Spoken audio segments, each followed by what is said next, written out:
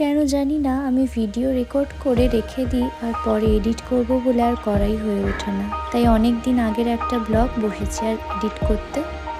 High, আমি নীল আর আমি এসেছি আবারও একটা নতুন ব্লগ নিয়ে তোমাদের কাছে। এই দিন ছিল বোনের একটা পার্টি মেকআপের কাজ। আমি আর বোন দুজনে মিলে গিয়েছিলাম, আমি বোনের অ্যাসিস্ট্যান্ট হয়ে। আর এখানে খেতে দিয়েছিল আমাদের টিফিন, ওটাই বাড়ি নিয়ে এসেছিলাম। খুলে দেখছিলাম অনেক রকম মিষ্টি দিয়েছিল, আর ওগুলো টুকটাক খাওয়ার পর খেয়ে নিয়েছিলাম রুটি আর তড়কা। এরপরে রাতে ঘুমিয়ে গিয়েছিলাম, কেননা পরের দিন ছিল আমার একটা শ্যুট। আর শ্যুটের জন্য আমি গিয়েছিলাম শ্রেয়াদির পার্লারে, চুলটা একটু সেট করে নিয়েছিলাম, তারপরে নিজেই একটু মেকআপ করে রেডি হয়ে গিয়েছিলাম এটার বাড়িতে গিয়ে।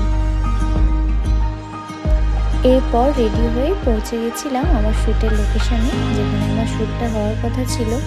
আর সেদিন এত গরম ছিল যে মেকআপ গলে গলে পড়ে যাচ্ছিল।